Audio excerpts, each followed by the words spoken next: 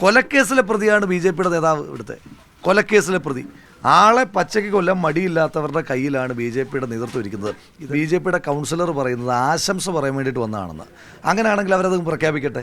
B J പിയുടെ ഈ വാർഡിലെ കൗൺസിലർ കോൺഗ്രസ് വിജയിക്കാനാണ് ആശംസ പറയുന്നതെന്ന് പറഞ്ഞാൽ അതൊരു ചെറിയ കാര്യമല്ല, അത് വളരെ ഗൗരവത്തിൽ കാണുന്നു. ഇനി സുനിലും വന്ന് ആശംസ പറയാൻ വേണ്ടിയിട്ടാണോ? ഒന്ന് ആലോചിച്ച് നോക്കണം. ബി ജെ പിയുടെ കൗൺസിലറിൻ്റെയൊക്കെ ഒരു ആത്മാർത്ഥത.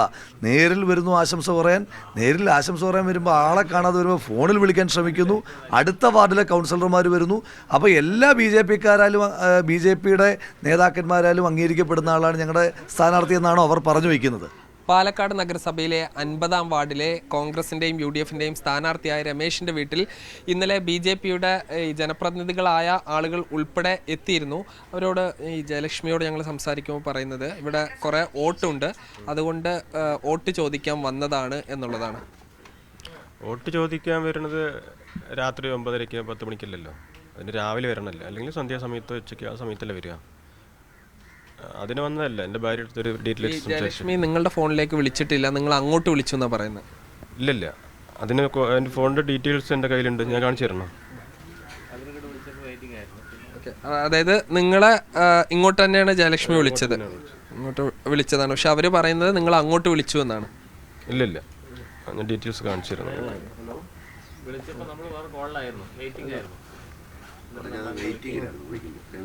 ഈ ജയലക്ഷ്മിയുടെ നമ്പറാണ് അല്ലേ?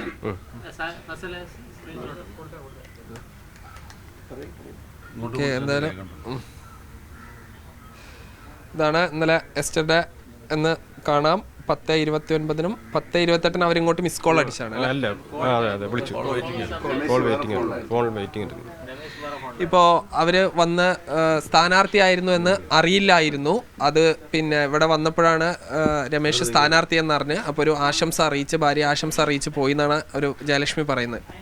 എന്നോട് അങ്ങനെയല്ല സംസാരിച്ചത്, എന്നോട് ഇങ്ങനെ പിൻവലിപ്പിക്കാൻ വേണ്ടിയിട്ട്, അതായത് ഭർത്താവിനോട് സംസാരിക്കണം, നിങ്ങൾ സംസാരിച്ചിട്ട് രാവിലെ ഒന്ന് വിളിക്കണം എന്നൊക്കെയാണ് പറഞ്ഞത്. കൂടെ വന്നവർ പറഞ്ഞു അതായത് ധനസഹായം എന്തെങ്കിലും ചെയ്യുക അങ്ങനെയെന്ന് പറഞ്ഞിട്ട് പറഞ്ഞു. ഇപ്പോൾ അവർ ഈ കാര്യങ്ങളെ ഇവർ ആശംസ അറിയിക്കാൻ വന്നതാണ്, വോട്ട് ചോദിക്കാൻ വന്നതാണ് എന്നൊക്കെ പറഞ്ഞു. കൃത്യമായ തെളിവ് കോൺഗ്രസിൻ്റെ കൈവശം ഉണ്ടോ? തെളിവെന്ന് പറയുന്നത് ഈ 4 പേര്, ഈ രമേശിൻ്റെ വൈഫ്, അതുപോലെ അമ്മ, അച്ഛൻ, ഇവരൊക്കെ ലൈവിൽ ഇവിടെ തന്നെ ഉണ്ട്. ഒരു മുറിയേ ഉള്ളൂ. അവരെല്ലാം കേട്ടതാ. ഇത് ദൃക്സാക്ഷികളെല്ലാം ഏറ്റവും വലിയ തെളിവ്. നേരിട്ട് കണ്ടതാണല്ലോ ഏറ്റവും തെളിവ്. പിന്നെ ഇവർ പാവങ്ങൾ, ഇവർക്ക് ഫോണ് റെക്കോർഡ് ചെയ്യാനോ അല്ലെങ്കിൽ മറ്റൊന്ന്, ഇവർ എന്ത് ഉദ്ദേശത്തിലാണ് വരുന്നതെന്ന് അറിയില്ലല്ലോ. നിഷ്കളങ്കരമായ ആൾക്കാരാണ്. അപ്പോൾ അവർ സംസാരിക്കുന്നത് റെക്കോർഡ് ചെയ്യാനോ അല്ലെങ്കിൽ അത് എന്തെങ്കിലും തരത്തിൽ വീഡിയോ എടുക്കാനൊന്നും അവർക്കറിയില്ല. എന്തിനാ വന്നതെന്ന് തന്നെ അറിയില്ല. ഇപ്പോൾ പറഞ്ഞ വിചിത്രമായൊരു മറുപടിയാണ്. എന്താണ്? ആശംസകൾ അറിയിക്കാൻ വേണ്ടി വന്നതെന്നവർ. ഒരു ബി ജെ പിയുടെ കൗൺസിലർ, നിലവിലുള്ള ആൾ, കോൺഗ്രസ് സ്ഥാനാർത്ഥിക്ക് ആശംസ അറിയിച്ചത് ഇന്ത്യയിൽ തന്നെ ആദ്യമായിട്ടായിരുന്നു. അപ്പോൾ ഒന്നുകിൽ പാർട്ടി അവർക്കെതിരെ നടപടിയെടുത്ത് ഇന്ന് തന്നെ പുറത്താക്കുക. കാരണം കോൺഗ്രസ് സ്ഥാനാർത്ഥിക്ക് ആശംസ അറിയിക്കാൻ രാത്രിക്ക് തലയിൽ മുണ്ടിട്ട് വരേണ്ട കാര്യമുണ്ടോ? അങ്ങനെയാണോ ചെയ്യേണ്ടത്? അതല്ല നടന്നത് എന്നുള്ളത് വ്യക്തമാണ്. അസമയത്ത് വീട്ടിൽ കയറി വന്ന് ഇവരെ സ്വാധീനിക്കാൻ ഇവരോട് പറയാണ്. 4.25 വർഷം ഇവിടെ കൗൺസിലറായിരുന്ന ആൾ പറയുക, നിങ്ങളുടെ സാമ്പത്തിക സ്ഥിതിയൊക്കെ അറിയാം, ഞങ്ങൾ വേണ്ട ധനസഹായം ചെയ്യാമെന്ന്. അപ്പോൾ ഈ 4.25 വർഷവും അറിയാത്തൊരു കൗൺസിലർക്ക് ഇപ്പോൾ സാമ്പത്തികം വാഗ്ദാനം ചെയ്യണം. എന്താ? എങ്ങനെയെങ്കിലും ഭാര്യയല്ലേ ഭർത്താവിനോട് പറഞ്ഞ് അന്ന് പിൻവലിപ്പിക്കണം. CPM പിൻവലിച്ചു. അപ്പോൾ നിങ്ങളും കൂടെ പിൻവലിച്ചാൽ ഞങ്ങൾ ഒറ്റയ്ക്ക് ജയിക്കാം. അപ്പോൾ ഒന്ന് സംസാരിക്കാൻ ഭാര്യേനെ ഏൽപ്പിച്ചിട്ടാണ് അവർ പോകുന്നത്. പോയ ആൾ രമേശിൻ്റെ ഫോണിലേക്ക് വിളിച്ചു, ഫോറൻസിക് പരിശോധന നടത്തിക്കോ, ക്രിമിനൽ നടപടിക്രമപ്രകാരം പരിശോധിച്ചോ, അവരെ ഫോണിലേക്ക് അവർ വിളിച്ചോ. കോൾ വെയിറ്റിംഗ് ആയിരുന്നു. ആരാ വിളിക്കുന്നതല്ല, ജയലക്ഷ്മിയുടെ നമ്പർ അദ്ദേഹത്തിൻ്റെ ഇല്ല. ആൾ കോള് വന്നപ്പോൾ വേറെ കോൾ സംസാരിക്കുക, തിരിച്ചയാൾ വിളിച്ചു. രണ്ടിനും രേഖ ഉണ്ടല്ലോ. അത് നിഷേധിക്കുകയാണെന്ന് വെച്ചാൽ നിയമത്തിൻ്റെ മുമ്പിൽ തെളിയിക്കാൻ പറ. വെല്ലുവിളിക്കുകയാണ്. അവർ വിളിച്ചിട്ടില്ല, അവർ ഫോണിൽ സംസാരിച്ചിട്ടില്ല, അവർ വീട്ടിൽ വന്നിട്ടില്ല എന്ന് പറയാൻ വെല്ലുവിളിക്കുകയാണ്. അതിന് മുമ്പേ നിലവിലുള്ള സ്ഥാനാർത്ഥി അവിടെ വന്നത്. അപ്പുറത്ത് ഉണ്ടായിരുന്ന 5 വർഷം മുമ്പുണ്ടായിരുന്ന കൗൺസിലർ വന്നിട്ട് എന്താ പറഞ്ഞത്? സ്ഥാനാർത്ഥിയല്ലേ, മകൻ്റെ നമ്പർ വേണം പറഞ്ഞാൽ അച്ഛനാ നമ്പർ കൊടുത്ത് പാവം രാത്രി 10 മണി എന്തിനാണെന്നറിയില്ലോ. അപ്പോൾ എന്താ ചോദിച്ചപ്പോൾ അല്ല, സ്ഥാനാർത്ഥിയല്ലേ, കുറച്ച് കാര്യം നേരിട്ട് സംസാരിക്കാൻ. രമേശിനെ വിളിച്ച് സംസാരിച്ച് രമേശ് പറഞ്ഞു ഇന്ന ആളാണെന്ന് പറഞ്ഞപ്പോൾ രമേശ് പറഞ്ഞു കാണാൻ താല്പര്യമില്ല, കാണാൻ കഴിയില്ല എന്ന് പറഞ്ഞാൽ ഫോൺ കട്ട് ചെയ്ത്. അയാൾ വിളിച്ചു നോക്കി. ഇനി ഞാൻ സുനിലിനെ വിളിച്ചു. സുനിലെ എന്താ പ്രശ്നം? രമേശ് എൻ്റെ അടുത്ത് വന്നിട്ടുണ്ടല്ലോ, നിങ്ങൾക്ക് എന്താ വേണ്ടത് ചോദിച്ചു. എന്തിനാ ഇപ്പോൾ 2-3 ആളെ കൂട്ടി പോയി ഞങ്ങളുടെ കോൺഗ്രസിൻ്റെ സ്ഥാനാർത്ഥി എന്നറിയില്ല. അല്ല, എനിക്ക് കുറച്ച് പ്ലംബിംഗ് വർക്ക് ഉണ്ട് അതിനാണെന്ന് പറഞ്ഞു. ഈ രാത്രി സമയത്താണോ ആളെ കൂട്ടിയിട്ട് പ്ലംബിംഗ് വർക്കിന് കൊണ്ടുവച്ചു. നിങ്ങൾക്ക് എവിടെയാണ് പ്ലംബിംഗ് വർക്ക്? രമേശ് എൻ്റെ അടുത്തുണ്ട്, ഞാൻ അങ്ങോട്ട് കൊണ്ടുവരാം, ഞാൻ വരാം അങ്ങോട്ട്, നിങ്ങളുള്ള സ്ഥലത്തേക്ക് ആവശ്യമായ പ്ലംബിംഗ് വർക്ക് നമുക്ക് നടത്താൻ പറഞ്ഞു. അയ്യോ MP വരണ്ട പറഞ്ഞു എൻ്റെ അടുത്ത്. ഞാൻ പറഞ്ഞ MP നിന്നെപ്പോലെ സാധാരണക്കാരനായ ആളാണ്, രമേശ് ഞങ്ങളുടെ സ്ഥാനാർത്ഥിയാണ്, വേണ്ടാത്ത വളവൊന്നും അടിക്കണ്ട. അങ്ങനെ പണം വാഗ്ദാനം ചെയ്ത് സ്ഥാനാർത്ഥിയെ പിൻവലിക്കാൻ ശ്രമിക്കുന്നത് കുറ്റകരമാണെന്ന് അറിയോ? നിയമവിരുദ്ധമെന്നറിയോ? തെരഞ്ഞെടുപ്പ് ചട്ട ലംഘന നിങ്ങൾക്കറിയോ? നിങ്ങളുടെ നേതാക്കന്മാർക്ക് അറിയോ വെച്ചു. പറഞ്ഞു അയ്യോ ഞാൻ അങ്ങനെ പണ്ടില്ല. അപ്പോൾ ജയലക്ഷ്മി അവിടെ പോയിട്ട് പൈസ വാഗ്ദാനം ചെയ്തോ? അല്ല അതെനിക്കറിയില്ല എന്ന് പറഞ്ഞു. അപ്പോൾ അത് കഴിഞ്ഞിട്ട് ഞാൻ ഒന്നും ചെയ്തിട്ടില്ല എന്നുകൊണ്ടാണ് ഫോൺ വയ്ക്കുന്നത്. രമേശിനെ സുനിൽ വിളിച്ചിട്ടുണ്ടോ നോക്കുക, ഞാൻ സുനിലിനെ വിളിച്ചിട്ടുണ്ടോ നോക്കുക, ജയലക്ഷ്മി സുനിലിനെ വിളിച്ചിട്ടുണ്ടോ, അല്ല രമേശിനെ വിളിച്ചിട്ടുണ്ടോ നോക്കുക. ഇവർ രണ്ടുപേരും ഇവിടെ വന്നതൊക്കെ പോലീസ് അന്വേഷിക്കട്ടെ. ഞങ്ങൾ നിയമത്തിന് വിട്ടു. അപ്പം തന്നെ പോലീസിനെ വിളിച്ചു, പോലീസ് വന്നു, ഇവർക്ക് സംരക്ഷണം ഉറപ്പ് നൽകി. രാത്രി 12:30 മണിക്കാണ് ഞങ്ങൾ ഇവിടുന്ന് പോകുന്നത്.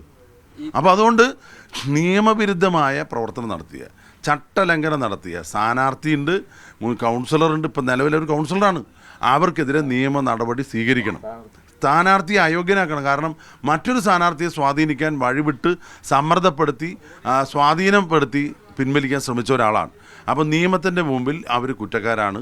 ഇന്ന് രാവിലെ FIR ഇട്ടതിന് ശേഷം ഞങ്ങൾ തെരഞ്ഞെടുപ്പ് കമ്മീഷൻ പരാതി കൊടുക്കും. ഏതറ്റം വരെയും പോവും. ഒരു കാര്യം ഞാൻ പറയാം, കോൺഗ്രസിൻ്റെ അഭിമാനമായിരിക്കുകയാണ് രമേശ്. കാരണം ഞങ്ങളുടെയൊക്കെ ആത്മാഭിമാനം രക്ഷിച്ച ആളാണ്. അയാൾക്ക് സ്വാധീനത്തിന് വഴങ്ങിയെന്ന് വെച്ചാൽ എന്തായിരിക്കും നിങ്ങളൊക്കെ കൊടുക്കാൻ പോകുന്നത്?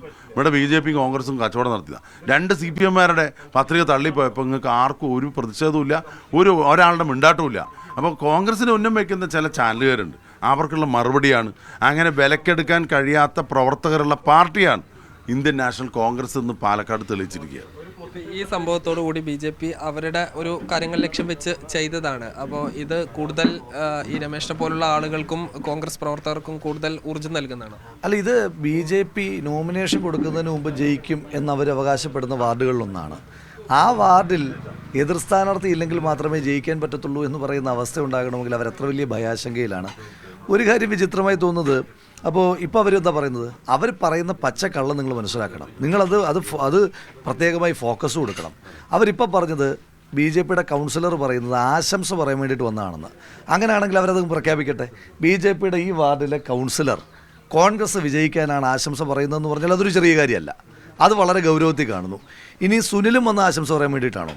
ഒന്ന് ആലോചിച്ച് നോക്കണം. BJPയുടെ കൗൺസിലറിൻ്റെയൊക്കെ ഒരു ആത്മാർത്ഥത. നേരിൽ വരുന്നു ആശംസ പറയാൻ, നേരിൽ ആശംസ പറയാൻ വരുമ്പോൾ ആളെ കാണാതെ വരുമ്പോൾ ഫോണിൽ വിളിക്കാൻ ശ്രമിക്കുന്നു. അടുത്ത വാർഡിലെ കൗൺസിലർമാർ വരുന്നു. അപ്പോൾ എല്ലാ BJPയുടെ നേതാക്കന്മാരാലും അംഗീകരിക്കപ്പെടുന്ന ആളാണ് ഞങ്ങളുടെ സ്ഥാനാർത്ഥി എന്നാണോ അവർ പറഞ്ഞു വയ്ക്കുന്നത്? അപ്പോൾ ഈ വാർഡിലെ BJP നിർത്തിയിരിക്കുന്ന സ്ഥാനാർത്ഥിക്കെതിരായിട്ടുള്ള ആശംസകളാണോ ഈ പ്രവാഹമായിട്ട് ഇവിടെ എത്തിയിരിക്കുന്നത്? അപ്പോൾ ജനങ്ങളുടെ മുന്നിൽ ഇങ്ങനെ കള്ളം പറയരുത്. ഇത് കൃത്യമായി ഞങ്ങൾ നിയമപരമായി തന്നെ മുന്നോട്ട് പോകും. കോൺഗ്രസിൻ്റെ പ്രവർത്തകർ അങ്ങനെ BJPയുടെ ഭയപ്പെടുത്തലിലോ പ്രലോഭനത്തിലോ വീഴുന്നവരല്ല. ഒരു കാര്യം മനസ്സിലാക്കേണ്ടത്, ഇന്നലെ MP രാത്രി മുഴുവൻ ഇവിടെ കാവലിരിക്കാനുള്ള കാരണം എന്താണ്? കൊലക്കേസിലെ പ്രതിയാണ് BJPയുടെ നേതാവ്. ഇവിടുത്തെ കൊലക്കേസിലെ പ്രതി, ആളെ പച്ചയ്ക്ക് കൊല്ലാൻ മടിയില്ലാത്തവരുടെ കയ്യിലാണ് BJPയുടെ നേതൃത്വം ഇരിക്കുന്നത്. ഇതെല്ലാം ജനങ്ങൾ വിലയിരുത്തും. പാലക്കാട് നഗരസഭ BJPയുടെ കൊത്തളങ്ങൾ പോലും പരാജയപ്പെടുത്തിക്കൊണ്ട് ഇപ്പോൾ കണ്ടല്ലോ, കഴിഞ്ഞ പാർലമെൻറ്റ് തെരഞ്ഞെടുപ്പിൽ നമ്മൾ ഉണ്ടാക്കിയ മുന്നേറ്റം കണ്ടല്ലോ, കഴിഞ്ഞ നിയമസഭാ ഉപതെരഞ്ഞെടുപ്പിൽ ഉണ്ടാക്കിയ മുന്നേറ്റം കണ്ടല്ലോ. അതിൻ്റെ തുടർച്ച ഈ മുനിസിപ്പൽ തെരഞ്ഞെടുപ്പിലും ഉണ്ടാകും. മുനിസിപ്പാലിറ്റികൾ ഞങ്ങൾ വളരെ വലിയ ക്ലീൻ സ്വീപ്പ് UDFിനുണ്ടാകും. എന്തായാലും ഈ സംഭവവുമായി ബന്ധപ്പെട്ട് ഈ പ്രശ്നങ്ങൾ കൂടി ഉയർന്നു വരാനുള്ളൊരു സാധ്യതയുണ്ട്. അങ്ങനെ പണം കൊടുത്ത് സ്വാധീനിച്ചു എന്ന് തെളിഞ്ഞു കഴിഞ്ഞാൽ തെരഞ്ഞെടുപ്പ് കമ്മീഷൻ അത് ചെയ്ത ആളുകളെ അയോഗ്യരാക്കുക ഉൾപ്പെടെ ചെയ്യേണ്ടി വരും. അതിലേക്ക് കോൺഗ്രസ് നീങ്ങുമോ എന്നാണ് ഇനി കാണേണ്ടത്. അത് എത്രയും പെട്ടെന്ന് അത് സംഭവിക്കുമോ, തെരഞ്ഞെടുപ്പ് കമ്മീഷനും പോലീസും ഇതിൽ എന്ത് നടപടികൾ സ്വീകരിക്കുമെന്നുള്ളതും വളരെ പ്രധാനപ്പെട്ടതാണ്. ഷിജു ചിറ്റൂരിനൊപ്പം സാജിദ് അജ്മൽ, മീഡിയ 1 പാലക്കാട്.